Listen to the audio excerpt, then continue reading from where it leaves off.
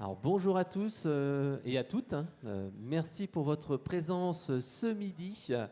Donc on va parler ensemble des nouveaux canaux qui vont peut-être créer un effet waouh. On avait parlé avec Stéphane lors de la préparation. On va essayer de voir si on pourra faire ou vous présenter une machine à waouh. Et on verra aussi avec Guillaume et Stéphane. Donc on laisse un petit peu tout le monde rentrer et on va commencer. On essaye d'être à peu près à l'heure pour vous laisser le temps de déjeuner et puis après d'enchaîner sur les prochaines conférences. Donc on se donne une petite minute et puis c'est parti.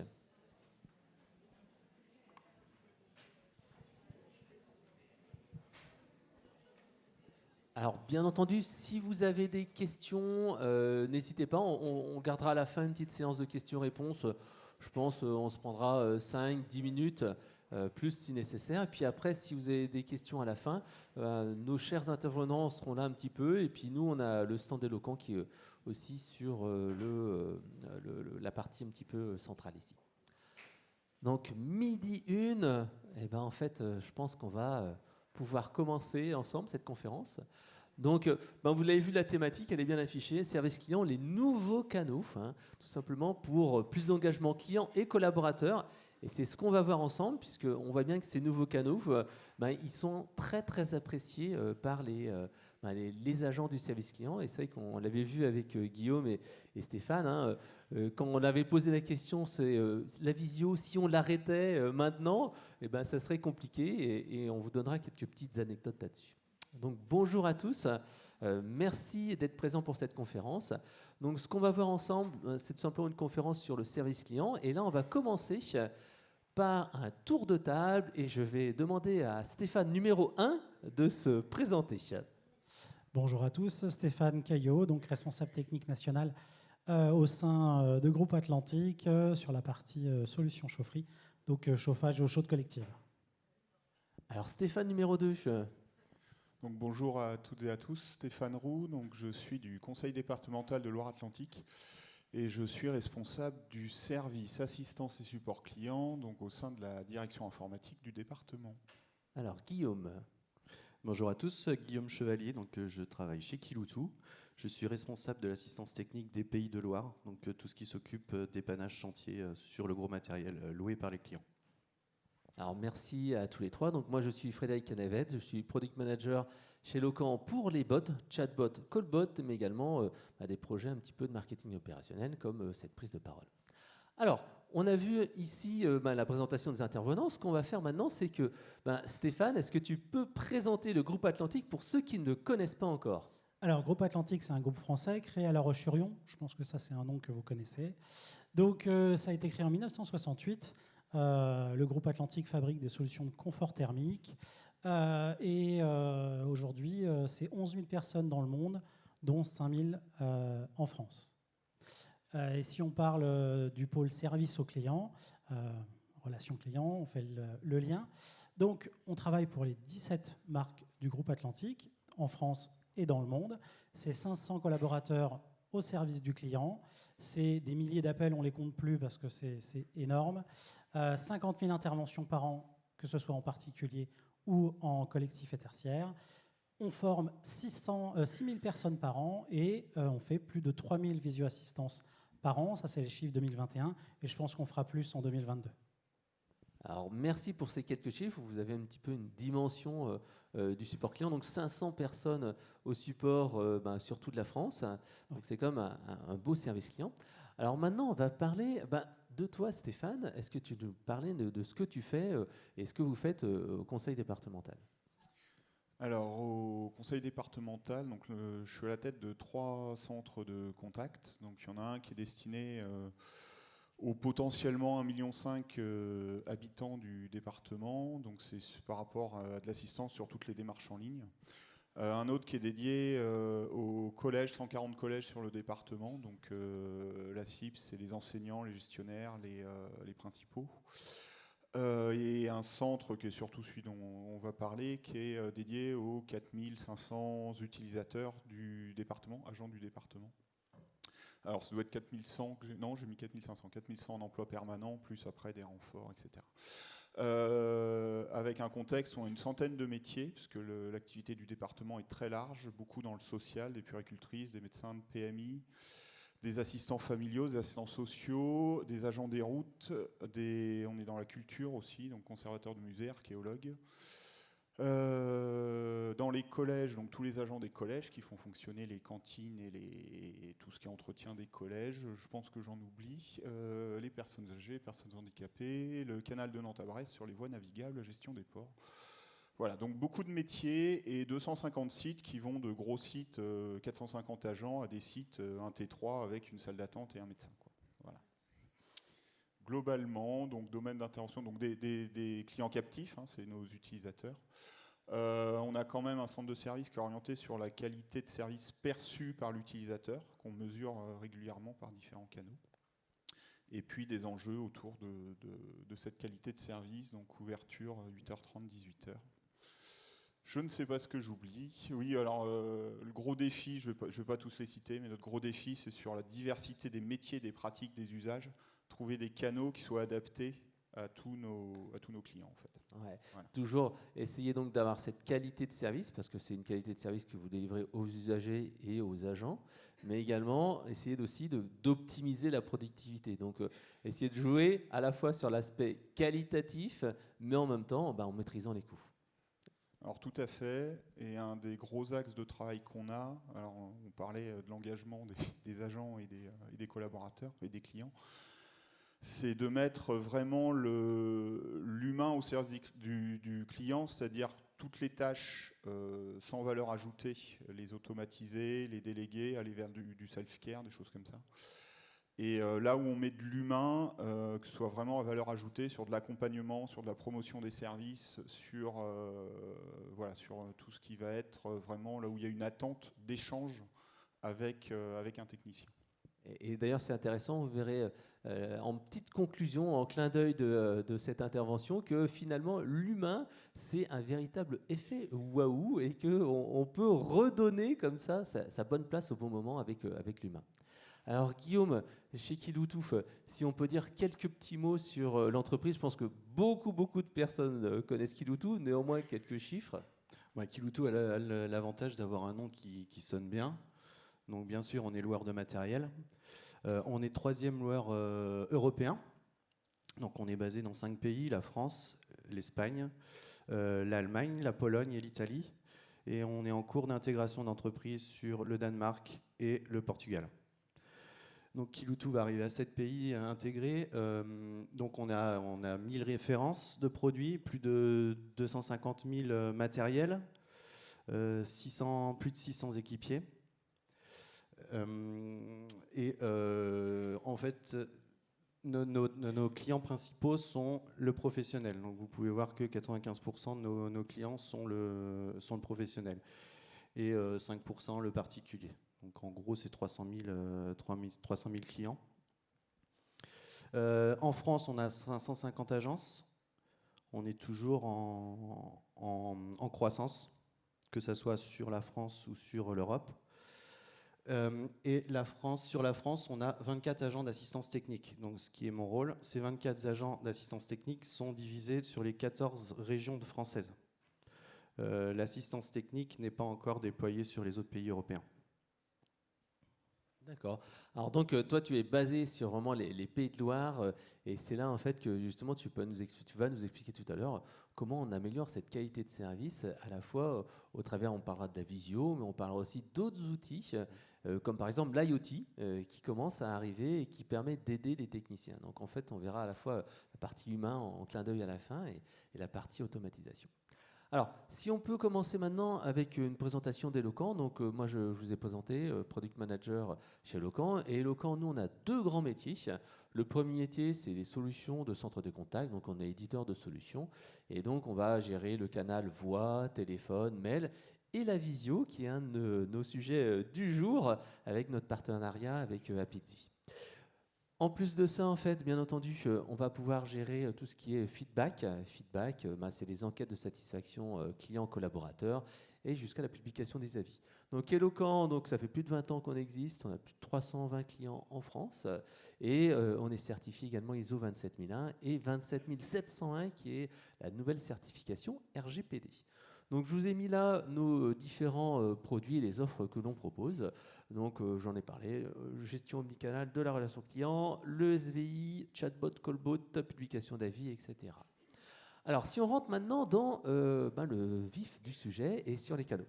On se dit, voilà, on va parler ici des canaux qui peuvent générer d'engagement chez les clients et les collaborateurs. Ce qu'on voit bien, et c'est l'étude d'Élus Service Client de l'année, c'est qu'il y a de plus en plus de canaux. Et ce qui est intéressant, c'est que certes, il y a plus de canaux. On a vu les chatbots, les callbots qui arrivaient. On a vu aussi que la messagerie mobile, le WhatsApp, les réseaux sociaux arrivaient. Mais on voit bien que ces canaux-là ne remplacent pas les différents canaux, ils s'accumulent. Et c'est ce qu'on disait plus tôt avec Stéphane, c'est que lorsque vous avez mis en place le chat, et on en parlera tout à l'heure, un des objectifs, c'était certes de mettre en place un nouveau canal, mais essayer aussi d'absorber un petit peu des flux téléphoniques, et on se rendra compte que ça absorbe un peu, mais pas totalement, ça complète en fait l'offre de service. Ce qui est intéressant de noter également, là encore une fois, c'est Élus Service Client de l'année, c'est que selon les différents canaux de communication, le niveau de satisfaction n'est pas le même. Et tu parlais tout à l'heure de qualité perçue, et justement, il faut faire un gros effort là-dessus pour améliorer cette qualité perçue, pour se dire, ok, d'accord, le téléphone, c'est super bien, le face-à-face, c'est super bien, mais il y a d'autres outils. Et le but, c'est d'aller atteindre un bon niveau de satisfaction avec, par exemple, du formulaire web ou d'autres outils. Alors, on va passer au vif du sujet. La visio-assistance. Là, Guillaume et Stéphane, vous allez nous en parler de manière importante parce que c'est un cas assez intéressant parce que ça a vraiment créé un effet waouh à la fois chez les clients mais également chez les collaborateurs. Alors, quelques petits mots d'abord. On peut commencer par toi, Stéphane, sur la visio dans le groupe Atlantique. Est-ce que tu peux nous raconter un petit peu la genèse du projet, comment ça est arrivé en fait, parce que c'est intéressant parce que vous avez une démarche d'innovation à la fois donc, dans les produits, mais aussi dans les services. Exactement, parce qu'Atlantique, c'est un groupe industriel. Et dans le cadre du groupe industriel, on a mis en place des labs au sein des usines de production, où on a, sur des idées de collaborateurs, pu développer des produits. Ça a bien fonctionné, on a eu des beaux succès commerciaux. Et en parallèle à ça, on s'est dit, on sait le faire côté produit, pourquoi pas le faire côté service. Donc on a mis en place un lab service et au sein du travail qu'on a mis en place au lab service, on a participé à un salon Innovdia et c'est là où on a rencontré Apizee. Ils nous ont pitché la solution, ça nous a plu, ça a matché avec nos besoins. On a mis en place un POC, il fallait essayer. On a essayé, les premiers tests ont été concluants et c'est à partir de là qu'on a commencé à mettre en place la visio-assistance pour nous partout en France en fait. Alors, ce qui est intéressant, c'est qu'au département service, vous n'êtes pas des centaines et vous avez quand même réussi à mettre cette démarche innovation. C'est plutôt un état d'esprit plutôt qu'un moyen. Donc, est-ce que tu peux nous dire un petit peu combien de personnes vous êtes dans ce fameux lab innovation service? Alors, le lab service au sein du pôle service, c'est 6 personnes seulement. Mais par contre, c'est relayé par les managers, c'est relayé par l'entreprise, par de la communication, ce qui fait que ça porte. Et puis, l'entreprise, Groupe Atlantique, met les moyens. Parce que tester, essayer, on peut se planter, mais il faut se donner les moyens de le faire. Alors justement, est-ce que tu peux nous raconter un petit peu la mise en place, comment ça s'est passé? Vous avez commencé par un système de POC. Alors Voilà. raconte-moi un petit peu les premières étapes, comment vous avez mis en place, combien de temps ça a duré, etc. Alors, au tout départ, on a fait juste une petite démonstration locale par les services d'Apizee. On a pu voir la facilité d'utilisation et d'installation du produit.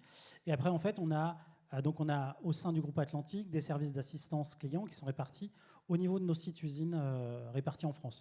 Dans le nord, du côté de Merville, Mézieux, La Roche-sur-Yon, Orléans. Donc, on a pris un collaborateur intéressé. On a fait une ouverture de candidats en disant voilà, est-ce que quelqu'un est intéressé pour essayer un nouveau service? On a eu donc chaque service nous a proposé un ambassadeur et puis on les a formés.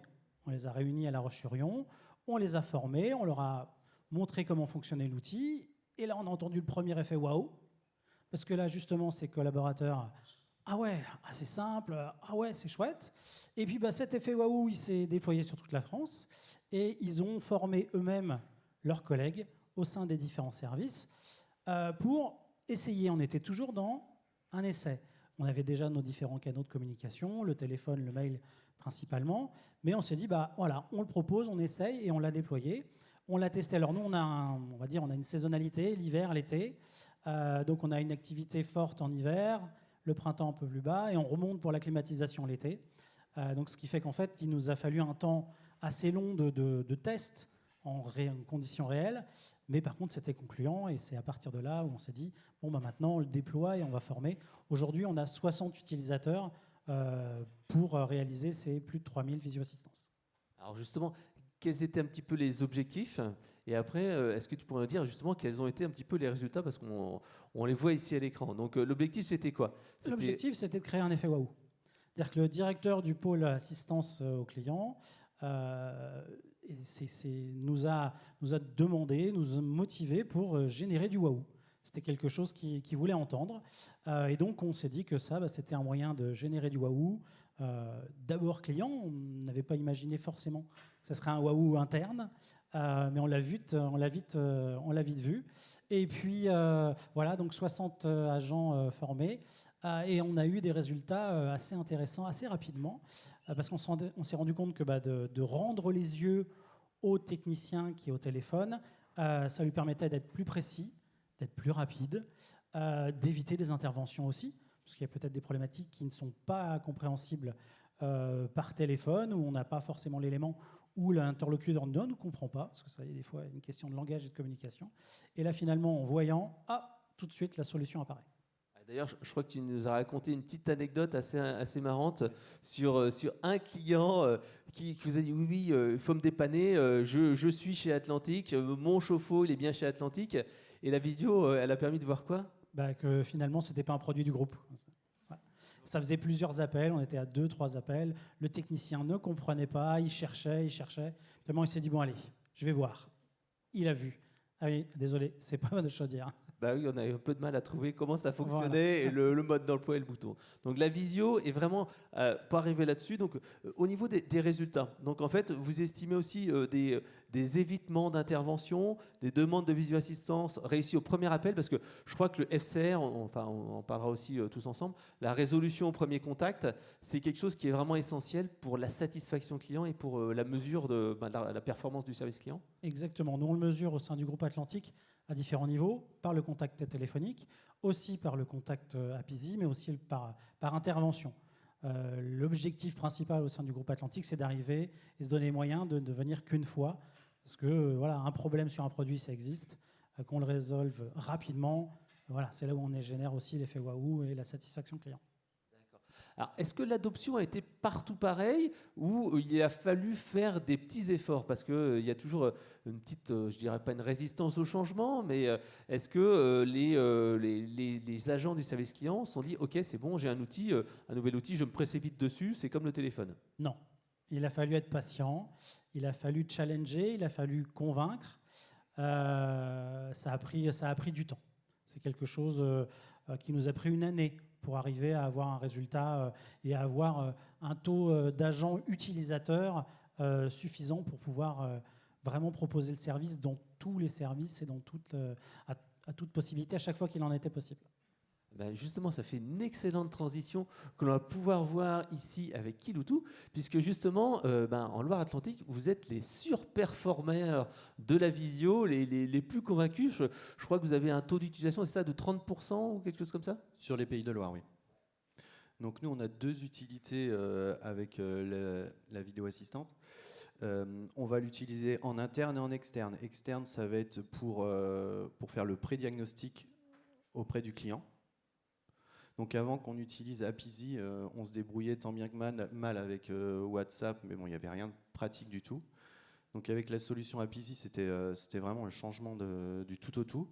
Donc on va pré-diagnostiquer l'incident sur la machine avec le client, donc voir s'il y a eu de la casse, si c'est un problème d'utilisation, si c'est inflexible, une crevaison. On n'enverra pas le même technicien sur place.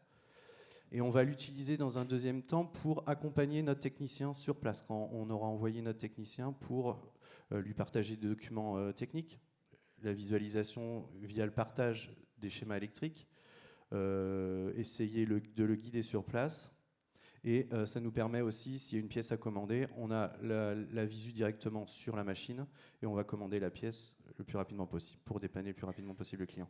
Et c'est vrai qu'il y a quelque chose d'intéressant que tu me dis, c'est que non seulement la visio, ça permet de voir, mais ça permet aussi de partager un doc. Comme tu disais, Tout à fait. le schéma électrique, c'est pas regarde, faut aller dans tel truc. Vous avez la possibilité d'afficher sur le téléphone justement ces fameux schémas. Il va dire attendez, là ici il y a un fusible, il y a un machin, etc. Voilà, exactement. On peut afficher le schéma, on peut faire suivre la souris, le pointeur sur les différents fils.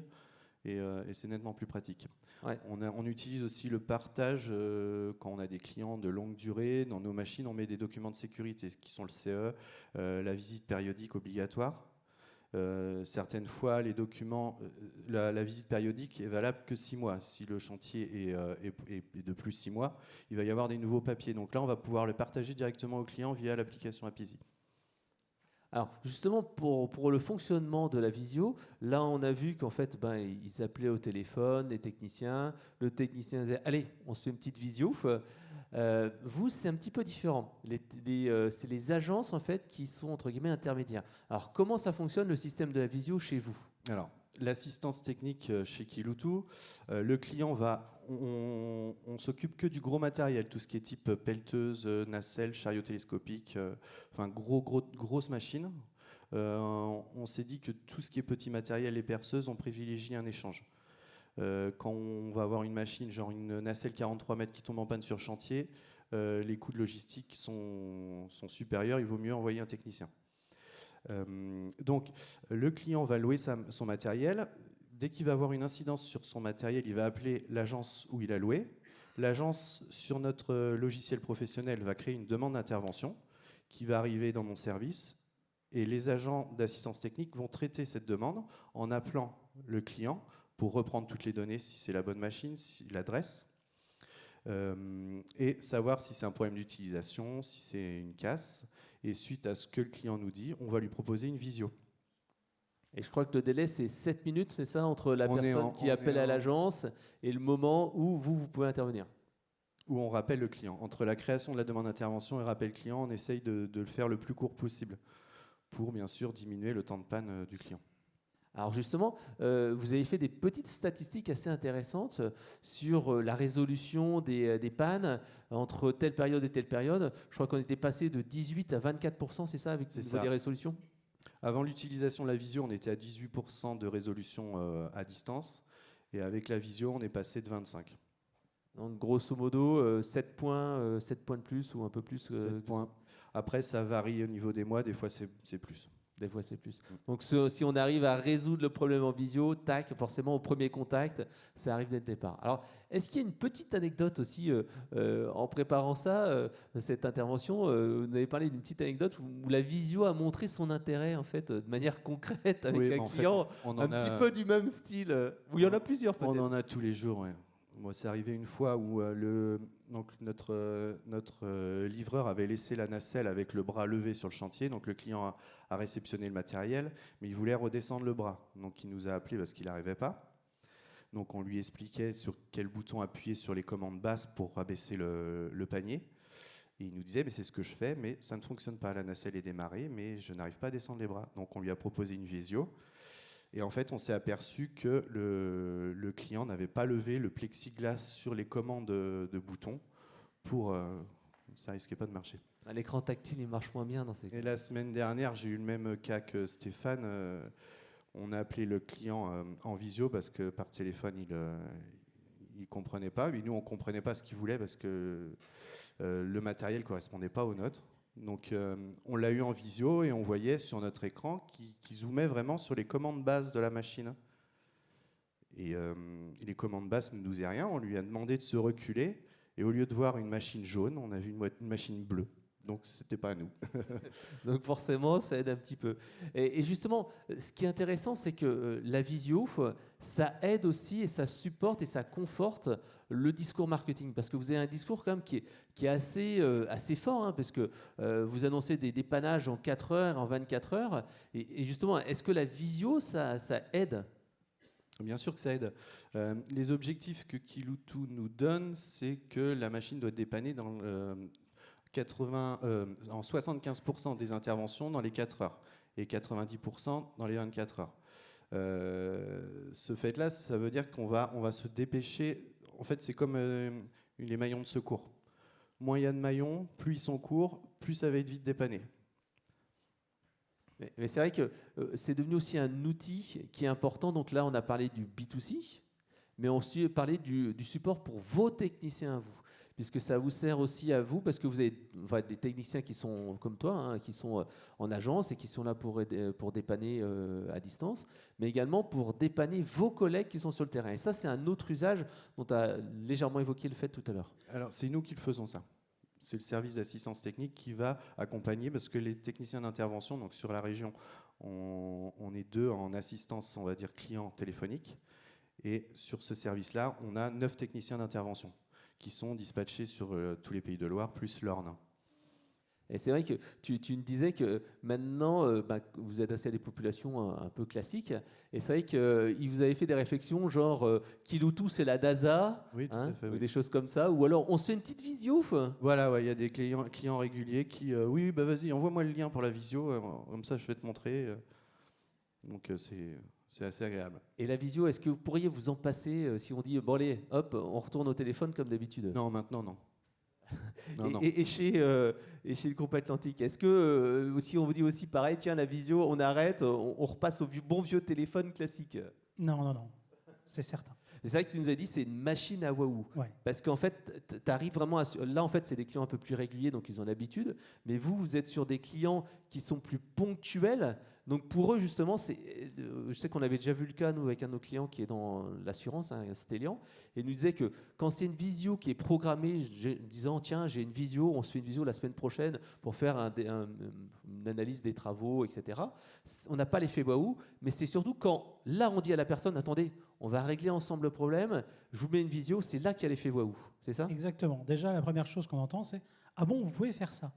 Donc oui, je vous envoie un SMS, on reste en ligne avec le client, donc on l'accompagne dans la démarche.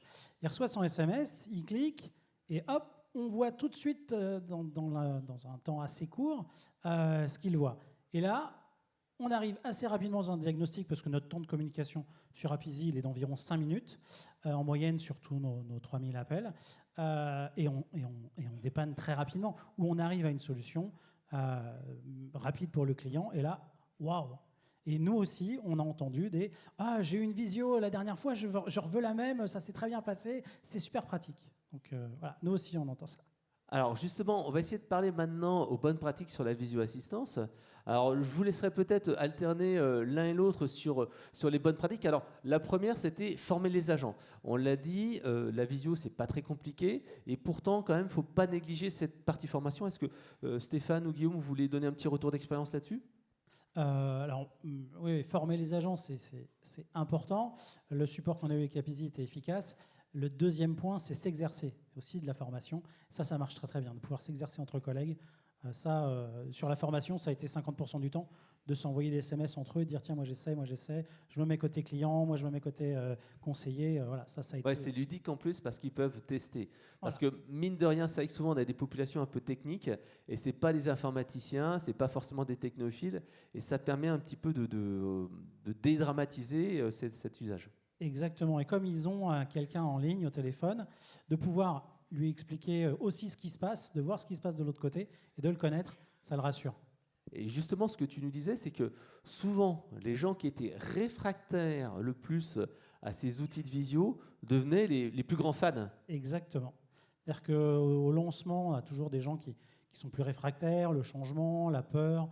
Ils sont techniciens chauffage, clim ou eau chaude. Ils ne sont pas techniciens smartphone.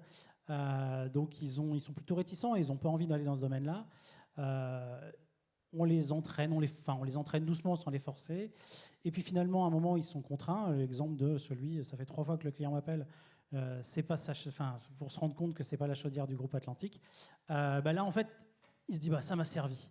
Et il va refaire un deuxième essai. Il va entendre un waouh client, parce que ça c'est important directement en direct d'entendre waouh, c'est chouette, c'est génial. Et il se prend des compliments en direct. C'est très, très agréable pour le collaborateur. Ça fidélise aussi le client. Et à partir de là, en fait, ça entraîne. Et voilà, nos plus grands détracteurs au départ sont aujourd'hui des ambassadeurs. Alors, je sais aussi qu'il y a une petite phase aussi d'incentive pour inciter les personnes à utiliser. Donc ça, c'est important. Incentive plutôt de groupe ou plutôt qu'individuel, hein, c'est ça? Ou groupe ou individuel? Alors, on a fait les deux, c'est-à-dire qu'on a fait un challenge au sein de tous les utilisateurs et de tous les services. Mais j'ai appris dernièrement, la semaine dernière, qu'un des agents avait relancé un challenge dans son équipe, voilà, juste en interne, exprès pour continuer à progresser. Alors, dans les autres bonnes pratiques, donc se préparer au discours, rester en ligne le temps de la visio se passe. Si on reste un petit peu sur les points de vigilance, donc il y a un petit point justement sur la connexion, parce que les personnes souvent se disent j'ai mon téléphone, on peut faire une visio. Alors, ce n'est pas forcément le cas. Est-ce que vous pouvez partager l'un ou l'autre un retour d'expérience là-dessus, sur une petite checklist, un petit test à vérifier d'abord? Oui, tout à fait. Il arrive des fois où l'appel n'aboutit pas parce que le réseau n'est pas bon. Donc, je reviens Stéphane, c'est le début du lancement de la visio dans les équipes. S'il suffit d'avoir 2-3 premiers appels qui ne fonctionnent pas, ça va brider l'utilisation. Mais le fait d'avoir une cumule de bonnes expériences d'effets waouh, c'est ce qui va booster en fait l'utilisation. On a aussi le problème, tous les gens, on voit sur chantier, nous tous les clients n'ont pas forcément des téléphones intelligents. Donc pas de caméra, et il y a certains chantiers où il est interdit de prendre des photos, donc là on ne va pas pouvoir l'utiliser. Mais ça reste très très minime en cas de tous les jours. Alors, par contre, il y a un point qu'on avait noté ensemble, et ça c'était un point de vigilance, c'est attention à bien cadrer le périmètre d'intervention, en particulier quand on fait des machines, parce que les techniciens peuvent se dire c'est bon, attends, je vais vous montrer comment faire, on va serrer le joint, on va changer un truc, et justement il faut dire hop, attention, ça peut poser un problème. Donc nous, on est du métier de la technique, donc on va essayer de faire le plus possible pour éviter d'envoyer un technicien, mais on a vraiment un cadre à respecter. Peut-être le changement du fusible, on va le laisser au client, mais dès que ça va dépasser sur certaines hautes compétences, on va bloquer et envoyer un technicien. Ouais, parce qu'autrement, si jamais il serre trop fort le serrage d'huile, il y a de l'huile partout, c'est vous qui êtes responsable, pas derrière, parce que le technicien m'a dit que... Et hop, après, c'est problématique. C'est ça, et risque de blessure également. Exactement. Alors, maintenant, on va passer aux autres canaux digitaux. Et pour cela, en fait, on va parler tout simplement de chat, de formulaire Word et de tutos, par exemple.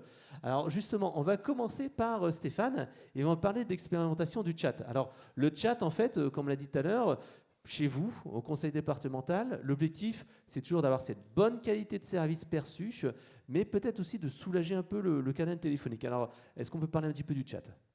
Alors, on va, parler du chat. Donc nous, ça n'a pas été un effet waouh, le chat. On se rend compte que les effets waouh, c'est plutôt sur les choses où on a de l'humain en face. Cependant, ce qui est important, donc c'est un canal qu'on a voulu développer. Je reviens aux bonnes pratiques, parce qu'en plus, je vais rebondir sur des choses que j'ai entendues. L'important en amont, c'est quand même de designer le service, ce nouveau canal. Où est-ce qu'il va se positionner par rapport à nos canaux traditionnels? Est-ce qu'il va apporter une valeur ajoutée? Est-ce qu'il va permettre, dans certains cas, d'apporter une réponse en premier appel de manière plus simple à l'utilisateur? Et donc, derrière, à qui il va s'adresser prioritairement ou à quel type de sujet? Donc, on a un peu travaillé là-dessus. Donc là, maintenant, avec le recul, on se rend compte que ça s'adresse beaucoup à des personnes qui n'ont pas de problème mais qui ne savent pas comment faire. Et donc là, ça permet, parce qu'au-delà du chat, il y a aussi les tutos et ces choses-là. On a aussi, nous, développé une plateforme de e-learning qu'on alimente régulièrement, et aussi une chaîne stream, un YouTube interne à l'entreprise, où on a pas mal de petites vidéos d'accompagnement pour savoir faire un certain nombre de choses. Et donc, le chat est extrêmement adapté pour répondre à ces personnes-là et pour faire des liens vers de la documentation existante. Qu'est-ce que j'avais d'autre Alors, c'est la démarche. Oui. C'est vrai que c'est une démarche que vous avez mis en place en 3 étapes. Vous avez vu vraiment tester, savoir un petit peu ce que c'est, parce qu'on n'ouvre pas un canal, comme on le disait, on n'ouvre pas un canal comme ça au petit bonheur la chance. Il faut vraiment le tester et être sûr que ça va améliorer la bonne qualité. Surtout que vous passez par des prestats externes en partie pour l'assistance. Oui, tout à fait. Ce n'est pas en partie, c'est le service qui passe par une prestation. Effectivement, sur la mise en place, alors j'ai entendu parler de POC tout à l'heure. Effectivement, on est un peu sur les mêmes démarches. Alors nous, on parle plus d'expérimentation. Généralement, on a une expérimentation plus technique quand on met un dispositif en place. Alors là, en l'occurrence, une des valeurs ajoutées qu'on voulait apporter au chat par rapport au téléphone, qui est notre canal traditionnel, c'était que quand l'agent se connecte au chat, il est sûr d'avoir un technicien derrière. Donc en fait, le bouton de chat n'apparaît que s'il y a un technicien disponible. Donc c'est quand même de la satisfaction derrière. Et puis donc, on a une expérimentation technique et après on fait une expérimentation fonctionnelle. Et donc là, effectivement, le problème, c'est de trouver le bon périmètre de candidats. Donc nous, on s'appuie, on a quelque chose d'institutionnalisé. On a un réseau qu'on appelle, nous, réseau des référents numériques. Donc il y en a un par direction qu'on rassemble régulièrement et on essaye d'en faire des ambassadeurs, c'est-à-dire on les valorise. Dès qu'il y a des nouveautés, des expérimentations, c'est vers eux qu'on vient. Donc ils se sentent valorisés aussi dans ce rôle-là. Et sur le chat, donc on les a mis dans la boucle, ce qui nous a valu 8 chats en une semaine, dont 5 pour dire bonjour, je teste juste si ça marche. Voilà, donc après le problème du chat, ça a été aussi de trouver une population suffisamment large pour que l'expérimentation soit concluante en termes d'adhésion, en termes de périmètre couvert et ces choses-là. Donc en fait, on s'est retrouvé, mine de rien, à ouvrir à des directions à hauteur de 1000 utilisateurs pour avoir un retour conséquent.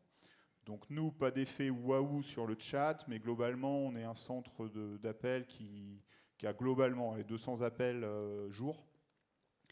Ça n'a pas tellement fait baisser ce nombre-là et on a entre 10 et 20 chats par jour. Donc c'est pas un franc succès, mais c'est un canal supplémentaire. Donc ça a permis d'ouvrir un nouveau canal et comme tu disais, c'est important d'avoir en fait les FAQ derrière parce qu'en fait le but c'est d'automatiser ces aides en fait, c'est plus d'aider les gens à faire des choses plutôt que les dépanner où ils ont, comme tu as dit, une qualité de service qui est très bonne et donc en fait forcément ils ont cet aspect facilité d'appeler tandis que le chat, il faut attendre un petit peu que la personne réponde, etc. etc. Voilà. Donc le chat c'est sur des conversations courtes, effectivement. Renvoyer vers de la documentation existante, c'est vraiment un très bon canal. Et en plus, ça permet de faire la promotion de tout ce qu'on produit en documentation, qui est généralement souvent méconnu en fait. Ouais. Alors, si on rentre maintenant sur un autre point qui était intéressant, ça, en fait, on va parler du groupe Atlantique et on va parler, en fait, tout ce qui est multimédia et on t'a parlé tout à l'heure de chaîne YouTube interne. Là aussi, c'est quelque chose qui est important parce que chez vous, comme tu l'as dit précédemment, il y a de la saisonnalité et, en fait, il y a un moment donné où il faut allumer les chaudières et il y a beaucoup de marques, il y a beaucoup de modèles et c'est problématique. Exactement. En fait, on a écouté nos clients, nos exploitants, nos installateurs qui voyaient plusieurs marques et qui nous disaient qu'ils avaient du mal à se remémorer une fois tous les ans quelle manipulation il fallait refaire. Donc, en fait, on a mis en place des tutos et ces tutos, à l'aide de QR code mis sur les machines, et en fait, avec son téléphone intelligent, le client est capable de reprendre le lien du tuto, de le revoir, de se remémorer l'action. En général, les visions sont courtes parce qu'il passe assez rapidement et il arrive rapidement à rallumer la chaudière, refaire le réglage qu'il voulait et donc satisfaction. Et puis moins d'appels pour répéter la même chose pour nos collaborateurs aussi, d'avoir 5 ou 6 appels qui sont tiens, il faut répéter ça. Ah, ils rallument les chaudières en ce moment, nos clients. Voilà. Mais justement, ce qui est intéressant de noter, c'est que ces vidéos-là, ces tutos, ne s'adressent pas à tous les techniciens chauffagiste. Il y a une population, les jeunes, qui sont plutôt sensibles. Tu me disais, c'est un comportement qui sera anticipé, qui sera de plus en plus important, parce que les jeunes se contentent de tutos. Oui, moi je constate autour de moi, dans les amis, les proches, que les jeunes, c'est très souvent tu sais pas faire ça. Oui, mais je vais bien trouver un tuto et je vais y arriver. Je vais regarder un tuto et des tutos très très bien faits en plus. Et voilà, ils ont cette habitude-là et on le voit aussi sur les techniciens. Alors là, on a parlé des tutos. L'FAQ aussi, on le voit sur le graphique, c'est une énorme progression. Alors justement, quel est vos petits tips, votre petite astuce qui fait qu'il y a une croissance si énorme des FAQ? Alors on partait de bas chez Atlantique, groupe Atlantique sur les FAQ, mais globalement la FAQ, qu'est-ce qui a provoqué cette évolution importante, c'est qu'on renvoie un mail immédiatement à notre client, comme quoi on a pris en compte sa demande quand il nous contacte par mail. Et dans le mail de prise en compte de sa demande, on indique, mais vous avez différents moyens pour trouver votre solution, et on met le lien de la FAQ. Ce qui fait qu'en fait, comme c'est immédiat, le client a cette réponse immédiate, son retour immédiat de sa demande, il est devant son ordinateur et il reclique et il a accès au FAQ. D'accord. Alors là, on a parlé donc de certains nouveaux canaux, on a vu les FAQ, les vidéos, mais il y a quand même un canal qui reste quand même essentiel, c'est le mail. Mais le problème du mail, c'est que si on envoie un email comme ça un peu déstructuré, ça prend du temps à tout le monde. Et comme tu me le disais, si les gens doivent rappeler, enfin les techniciens doivent rappeler un technicien, enfin un client final, grosso modo, c'est 50%, un appel sur 2 où on n'arrive pas à joindre les gens. Donc, c'est vraiment problématique d'avoir un email où on n'a pas toutes les infos, pas toutes les solutions. Donc, comment on fait ?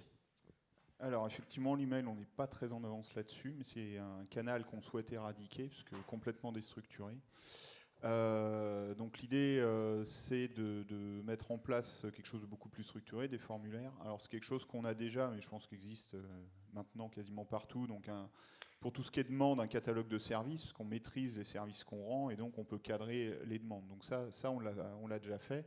Quand je parlais tout à l'heure de mettre de l'humain là où c'est utile, demander une cartouche d'imprimante ou un câble pour se connecter au réseau, enfin voilà, il n'y a pas tellement de plus-value humaine.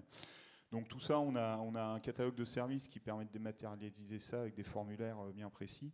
Et effectivement, sur ce qui est plutôt ce qu'on catégorise nous dans de l'incident, donc j'ai quelque chose et ça ne marche plus, d'essayer de structurer un peu le formulaire et d'avoir même des formulaires qui s'adaptent en fonction des premières réponses pour qu'on aille capter l'information essentielle. Ce qui permet d'éviter des rappels. Nous, effectivement, le taux de rappel, nous, c'est ça, c'est un appel sur 2 quand on fait du contre-appel qui n'aboutit pas. Parce que l'agent n'est pas à son poste, l'agent est en télétravail, l'agent est, enfin, tout ce que vous voulez. C'est vrai que les nouveaux modes de travail complexifient encore plus ces sujets-là, d'ailleurs. Voilà.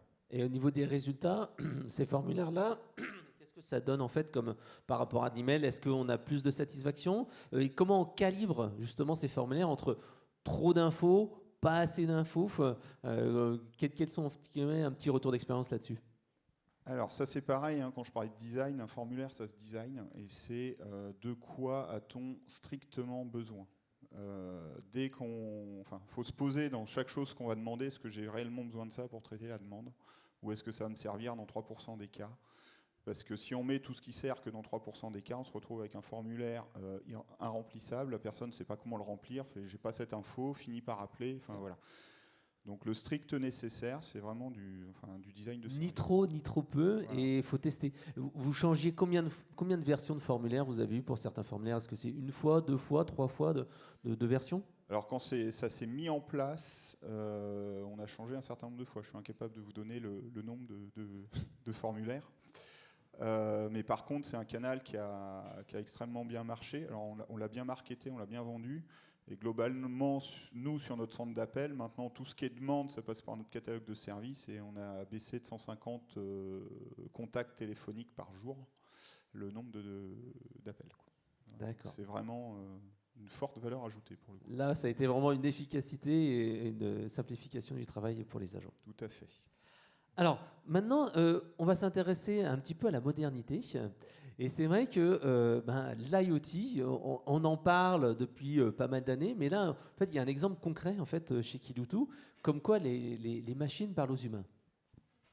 Oui, tout à fait. Donc, toutes nos grosses machines depuis 2017 sont équipées de télématique. Donc, la télématique ne sert pas que à savoir où se situe la machine. Ça nous donne aussi des informations. La tension de la batterie, savoir si la machine est en défaut. Notamment, on arrive avec les nouvelles motorisations Stage 5 pour l'environnement. Elles sont équipées de FAP comme nos voitures. Et il y a une alerte sur le taux d'encrassement du filtre à particules. Donc là, tout ça, ça va nous permettre d'accompagner le client par téléphone en plus de la visio, mais également d'anticiper les pannes. Sans que le client soit au courant, nous, on va envoyer un technicien pour aller enlever, mettons, de l'eau dans le filtre à gasoil, parce que la machine nous aura envoyé une alerte, faire une régénération du FAP. Voilà. Et on a des infos sur la quantité qu'il y a de carburant dans le réservoir. Enfin, c'est de plus en plus évolué. Ça permet même de géolocaliser des machines, etc., etc. Donc là, on est vraiment dans du préventif et du proactif. Et même, comme tu disais, même sans que le client le sache. C'est-à-dire que le technicien il est capable, même sans qu'il ait d'infos sur le chantier, d'aller faire une intervention. Donc on est vraiment dans l'effet waouh. Tout à fait, c'est le but. Ouais. Alors là, on a parlé donc des machines, donc ce qui est important, mais on voit aussi, et vous l'avez dit tous les trois, c'est l'humain qui fait parfois la différence. Et justement, une des innovations waouh qu'il y a eu au conseil départemental 44, c'est justement le guichet numérique avec de l'humain. On a mis une petite photo là. Est-ce que tu peux nous en parler ? Alors, nous, ça a été paradoxalement notre effet waouh à nous. Je vais essayer d'aller très vite. Qui n'est pas du tout numérique. En fait, on s'est rendu compte que les techniciens étaient accueillis à bras ouverts quand ils se déplaçaient. Ah, vous êtes de la direction informatique. Donc, on a institutionnalisé ça et incarné ça dans les bâtiments où il y avait une activité et un nombre d'utilisateurs relativement conséquent. Et donc, on a designé un guichet numérique avec des services qui sont rendus, qui va passer. Donc, actuellement, il fait un tour toutes les 2 semaines. Et les directeurs ont eux-mêmes fait la promotion de ce service-là sans nous en parler. Enfin, voilà, ça a été notre effet waouh. Et pour l'anecdote, j'ai croisé la personne qui fait le guichet l'autre jour au milieu de la rue, qui était assailli de 6 utilisateurs. Il revenait de sa pause déjeuner parce qu'il est très reconnaissable. Et j'ai un problème sur mon smartphone. Voilà. Donc ça a été... on a eu un nombre de retours phénoménaux d'utilisateurs, de chefs de service et de directeurs sur ce sujet-là qui n'a rien d'innovant. Donc remettre de l'humain dans un monde qui est souvent un peu trop digital. Alors merci pour ces petites informations. On peut peut-être prendre juste une question avant de vous laisser. Oui, bon, j'ai peut-être juste une question. Après, on a 1 minute de retard. Je vous laisse peut-être poser une question. S'il y a une personne, profitez-en. Nos intervenants sont peut-être pas là tout le temps. Donc si vous avez une question, n'hésitez pas, on la prend. Autrement, on va vous laisser faire votre pause déjeuner. Bon appétit alors à tous.